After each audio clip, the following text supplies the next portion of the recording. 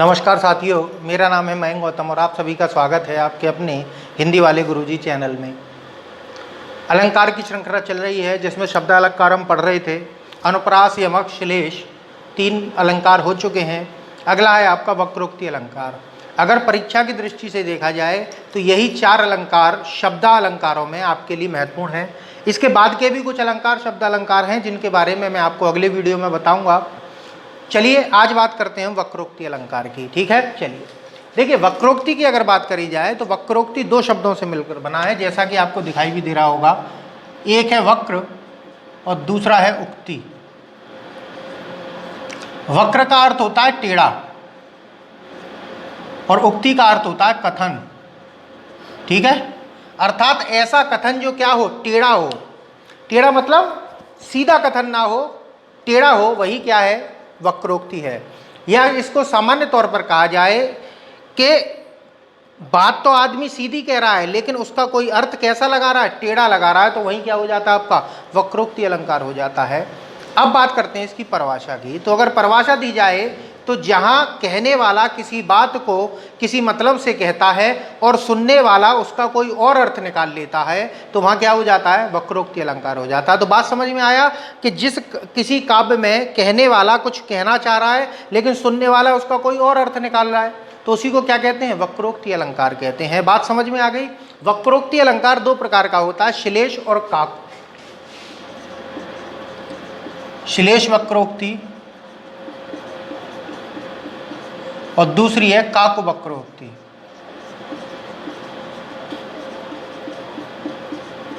दोनों को एक बार में समझ लेते हैं। श्लेष का अर्थ है जहां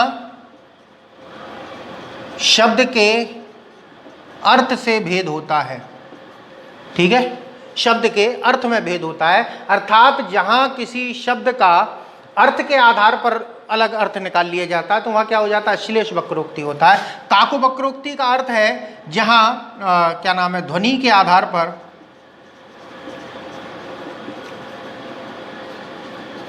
भेद करा जाता है शब्दों में, यानी कि जहां किसी शब्द का अर्थ ध्वनि के आधार पर परिवर्तित मान लिया जाता है वहां क्या हो जाता है, काक वक्रोक्ति हो जाता है। तो दोनों समझ में आए, श्लेष वक्रोक्ति जहां शब्द के अर्थ के आधार पर और काक वक्रोक्ति जहां ध्वनि के आधार पर भेद होता है शब्दों में या शब्द के अलग अर्थ निकाल लिए जाते हैं, वहां क्या हो जाता है, आपका वक्रोक्ति अलंकार हो जाता है। दोनों का एक एक उदाहरण मैं लिखता हूं। जैसे श्लेष का देखिए कि एक कबूतर देख हाथ में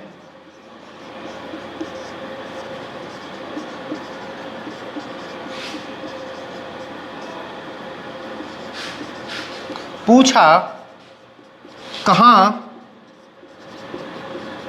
अपर है। ठीक है, अगली लाइन है, उसने कहा अपर कैसा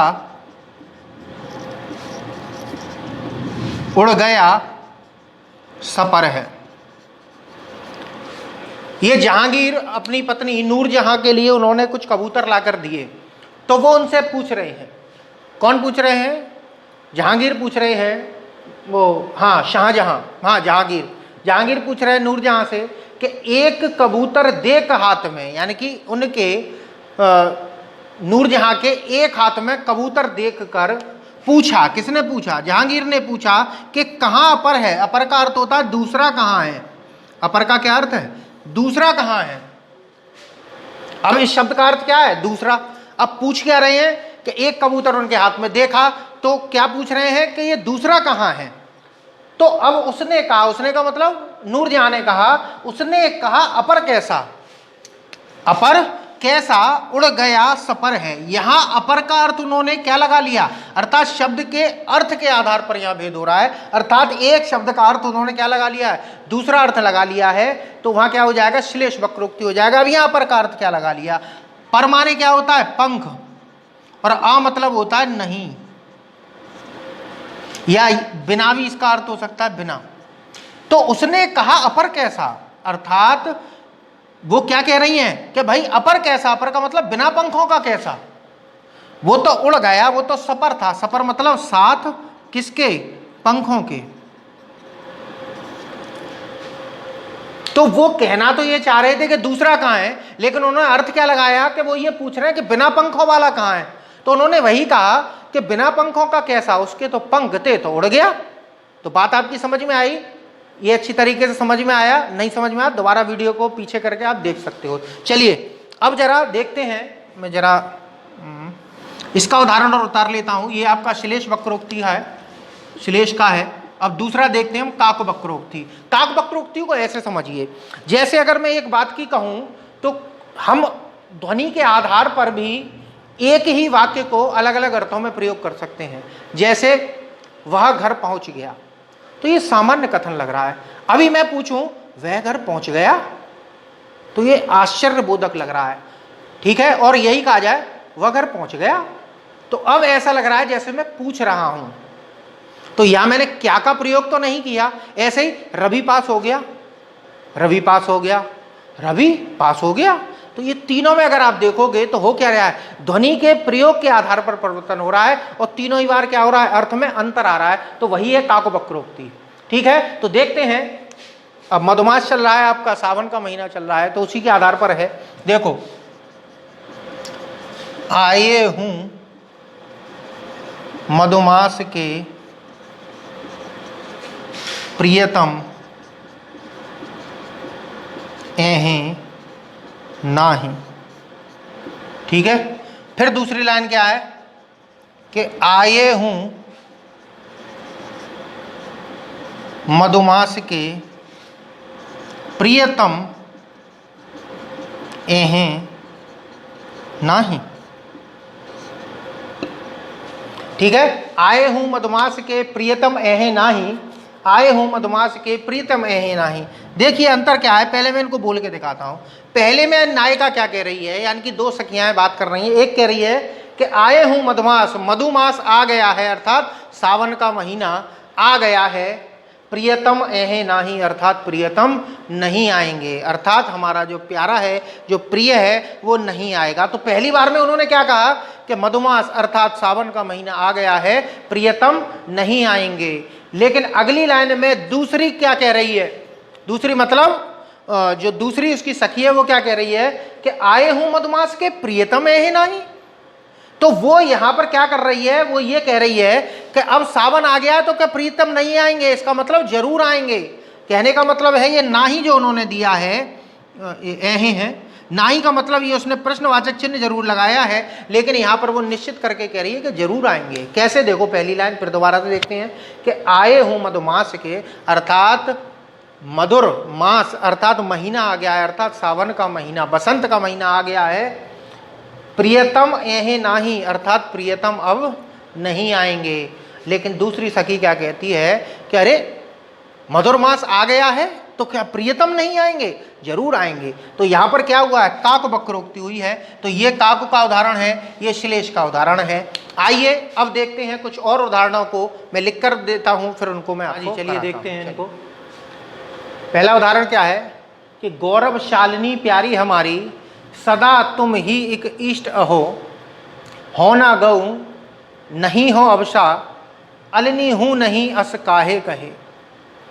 तो ये जो लाइन कही गई है पहली, इसमें अगर देखा जाए तो श्लेष वक्रोक्ति है और श्लेष में भी सबंग वक्रोक्ति है। सबंग का मतलब एक शब्द को तोड़कर उसके अलग अलग अर्थ निकाले गए हैं।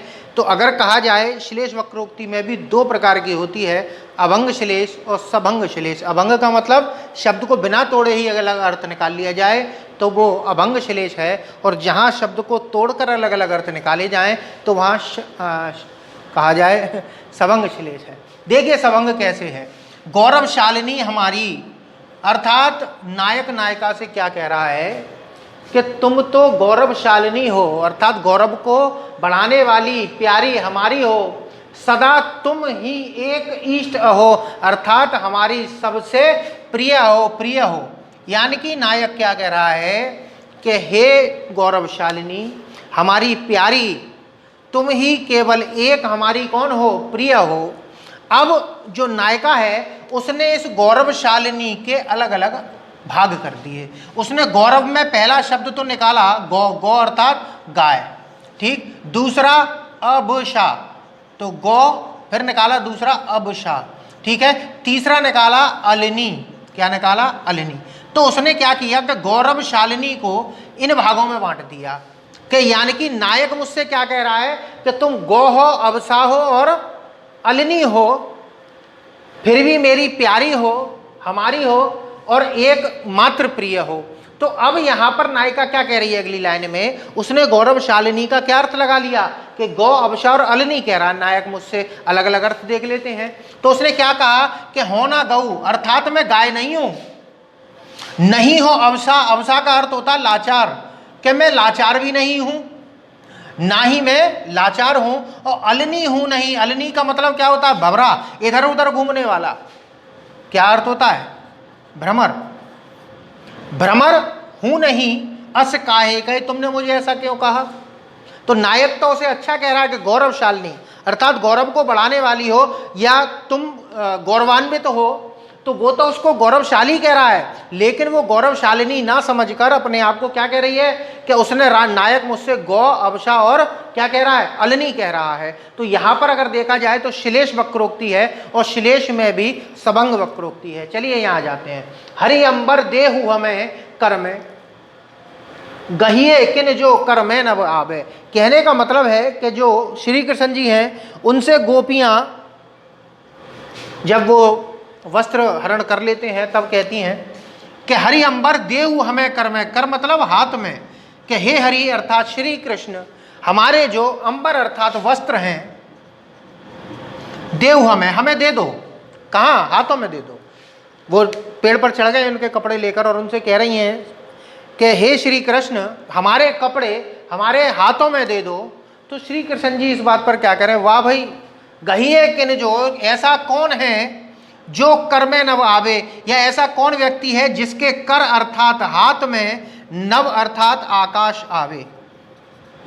भाई ये बताओ ऐसा कैसे किया जा सकता है कि नभ को हाथों में दे दिया जाए, क्योंकि अगर अंबर की बात करी जाए तो अंबर का अर्थ आकाश भी होता है और एक अंबर का अर्थ वस्त्र भी होता है। तो कहने का मतलब गोपियां तो अंबर अर्थ प्रयोग किया उन्होंने वस्त्र के अर्थ में, लेकिन श्री कृष्ण जी ने अंबर का अर्थ क्या निकाल लिया, आकाश निकाल लिया है। ठीक है, तो यहां पर कौन सा हो जाएगा आपका, श्लेष वक्रोक्ति हो जाएगा। तो बात समझ में आ गई। अगले पे आ जाइए। अगले पे श्री कृष्ण जी राधा जी से मिलने जाते हैं और उनके गेट को खटखटाते हैं, तो राधा निकल कर आती हैं और अंदर से ही कहती हैं कि को द्वार पे। तो श्री कृष्ण जी कहते हैं कि राधे मैं हरि, क्योंकि कृष्ण जी का एक नाम हरि भी है, लेकिन इस हरि को राधा क्या समझ लेती हैं कि हरि माने बंदर भी होता है। तो राधा क्या कहती हैं, हरि हो तो वृक्षन पे लटको, कि हरि अर्थात यहां पर हरि श्री कृष्ण जी कहना चाह रहे हैं कि हरि हूं, नाम बता रहे हैं, लेकिन यहां पर वो हरि किस अर्थ में ले रही हैं, बंदर के अर्थ में, कि बंदर हो तो भाई वृक्षन पे लटको। ये वृक्षन जो शब्द है अगर आप देखोगे तो ये जो ना आ रहा है हमारी ब्रजभाषा का एक विशेष कहा जाए बात है कि यहाँ बहुवचन बनाने के लिए ना का प्रयोग करते हैं। जैसे घोड़ा का घोड़न कर देते हैं, घोड़न, तो उसी तरीके से वृक्ष का वृक्षण कर दिया है। तो वृक्षों पे लटको भी हो सकता है। तो हरि हो तो कहाँ लटको, पेड़ों पे लटको, तुम यहाँ क्या कर रहे हो। अगली लाइन पे फिर राधे से फिर कह रहे हैं कृष्ण जी कि राधे मैं घनश्याम हूँ। घनश्याम श्री कृष्ण जी का नाम है, लेकिन वो क्या कहती है कि घन मतलब बादल, श्याम मतलब काले। अगर काले बादल हो तो कितहु और बरसो, यहाँ क्या कर रहे हो। तो उन्होंने क्या कहा, कितहु और बरसो। तो यहाँ पर घनश्याम का अर्थ राधा जी ने क्या लगा लिया है, यहाँ पर उन्होंने घनश्याम का अर्थ लगा लिया है काले बादल, के काले बादल हो तो कितहु और बरसो, यहाँ क्या कर रहे हो। फिर श्री कृष्ण जी से फिर राधा जी कहती हैं, को तुम इत आए कहाँ, को तुम इत आए कहाँ। तो श्री कृष्ण जी कहते हैं कि राधे गोपाल हूं।